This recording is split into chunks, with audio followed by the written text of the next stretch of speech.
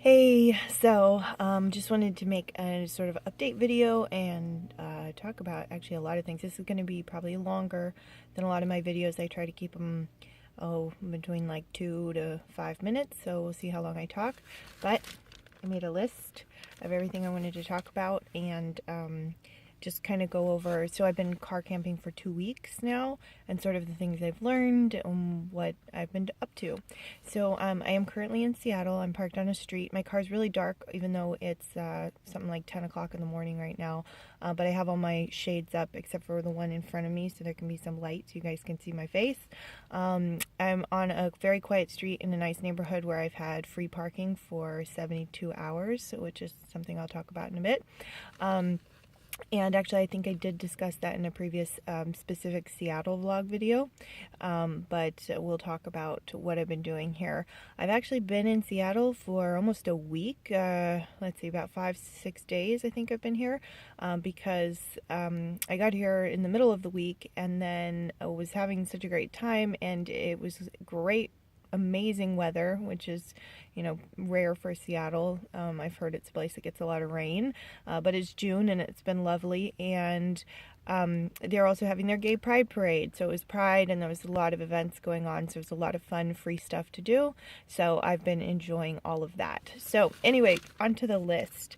Like I said, been doing this for now. This is day 16, so just over 2 weeks, and these are some of the things I've learned and experienced from living in the car. Learning how to spot parking. First off, when I'm in an area, I do always kind of check like the city website, if that's available, if I have cell phone service for that, or the state laws. You can look that up, like what are parking ordinances. This is often listed on a government city kind of website. That's how I learned about Seattle's parking ordinance, where basically as long as there are no signs that say there is no parking, and there's no signs that say there's an hour limit and no pay stuff, because that's pretty obvious. If it's not obvious, that means it is the free 72-hour street parking, and this means you can park your car there for 72 hours without it getting ticketed or towed. So the only way, though, that anybody really knows you've been there for more than 72 hours is if a neighbor reports you, and they do. I was parked on one street for just under 3 days, and a car next to me, I don't know when they got there, but they had been there since I had parked. I came back one night and saw this little notice on their car, and I took a picture of the notice so I could read it. And when I was looking over it again, it said that the car had been reported by a resident, that it had been parked there for more than 3 days. So who knows how long it took that resident to report it, but they reported it had been parked there for more than 3 days. And then this was a little note from the Seattle Police Department, and they were giving this person a warning. So it wasn't a ticket, it was just a warning. And they wrote the date on it, and they said that you have to move it by this date at this time. So the date and the time that the police gave the notice, then you have 72 hours to actually move the car. So this person had probably been parked there, could have been close to a week before a neighbor reported it. Then the police come and do their little official notice, and then that person from the police notice has 3 days. So that car, it still was there. It was parked there, and it's today that it had to move by 8 a.m. And if today they hadn't moved by 8 a.m., the consequences were a $39 ticket, and possible towing. So it doesn't mean they will tow you, but they could have towed the car, and then there's costs for that. So I'm not sure what happened to that car, but the cool thing is that you will get a warning, and really all you have to do then is move to a completely other block and remove the warning. That's what it said. So you just have to move off that street and go find some more parking somewhere else, or go pay for parking. The neighborhood that I've been in has been really easy to find parking.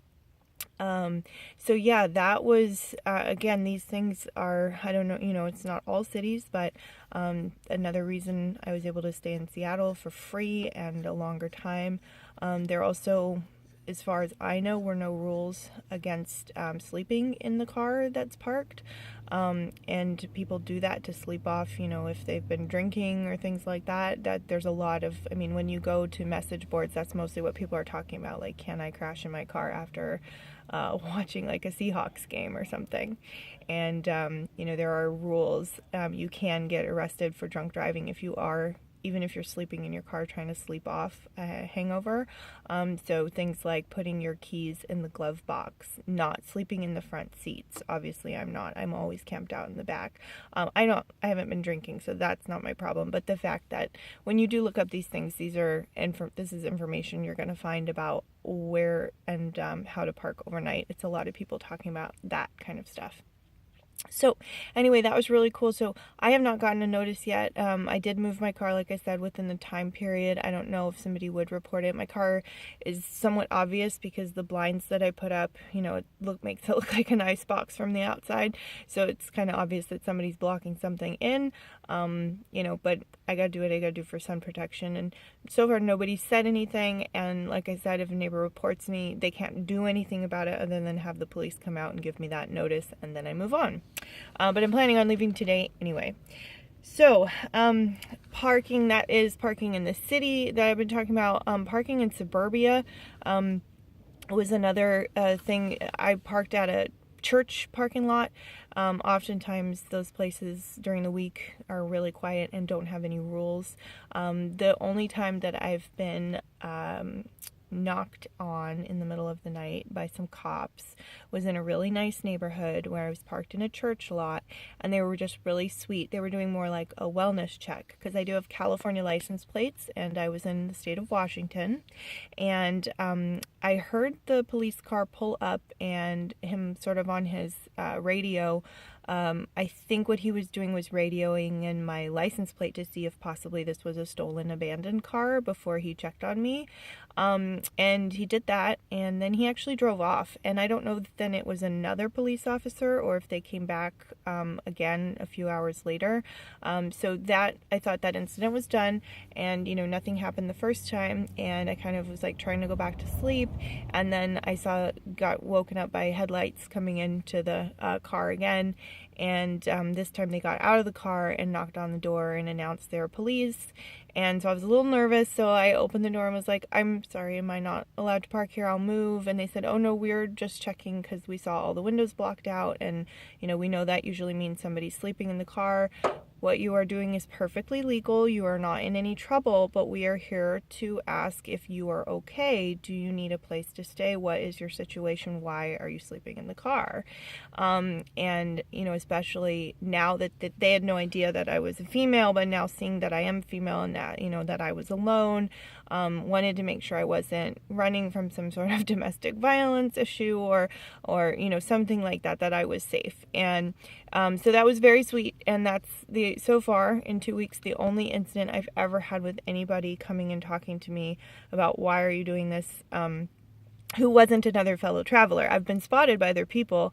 Also in the Washington area when I was parked, a guy came up and was like, I dig your setup, I'm doing the same thing. And he showed me his van that was all, set up. He'd built a bed platform and stuff. So, campers, boondockers notice other boondockers, and sometimes we say hi, which is totally cool. It's so awesome, and you learn tips from everybody, and totally random. The guy spoke German too, because I had told him that, oh yeah, I'm just doing this while I have to be in the U.S. before I go back to Europe.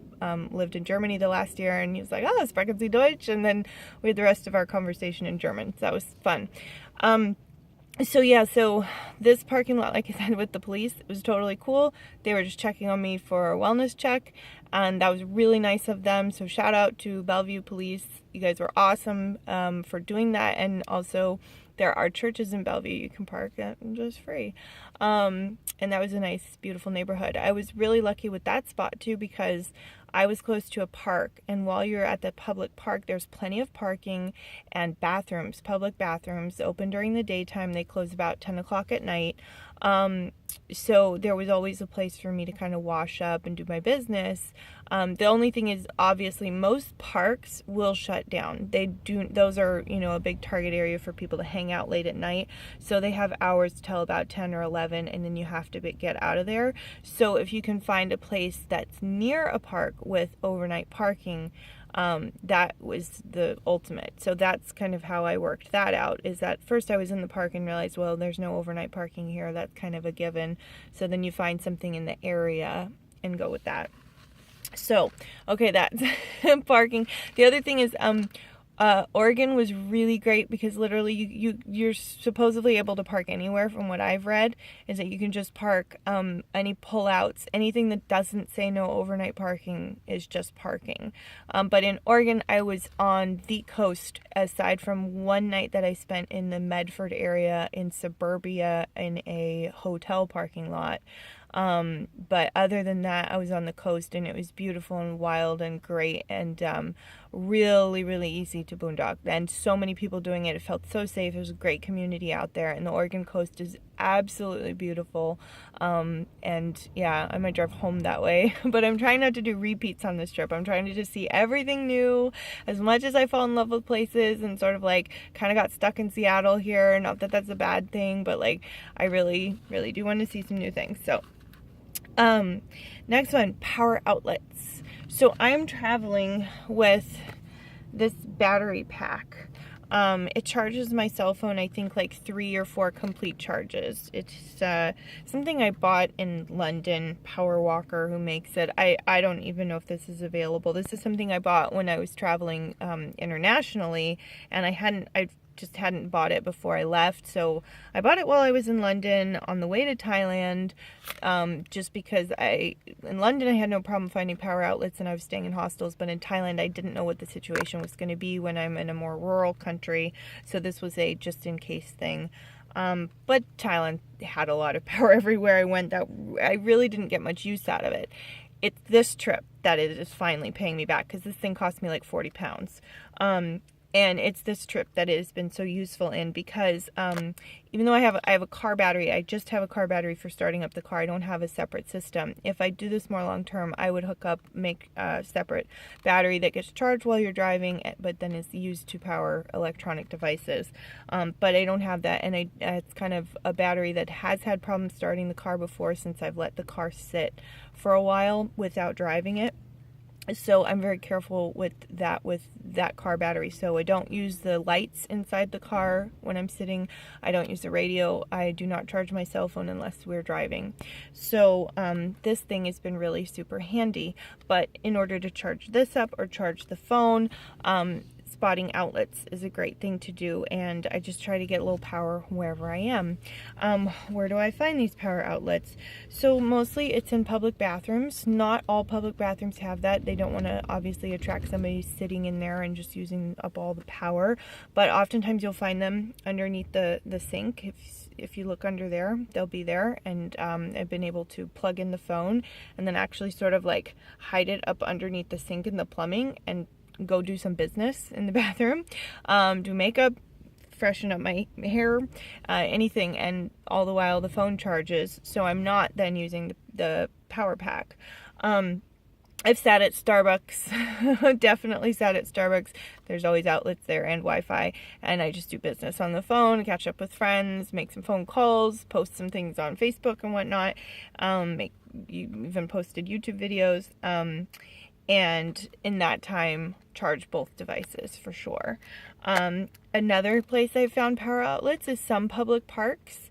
I don't know if this is entirely legal. I actually haven't looked into that, but I figure, I'll probably just get a warning if somebody catches me saying, hey, can't use that, unplug your shit, and I'll move on. But I have found, if you look down around on like pillars of the building, if you follow a cable, if you see a cable running, follow that. Never unplug something. You don't know what it's going into, obviously. I've never unplugged something. I only use a open outlet.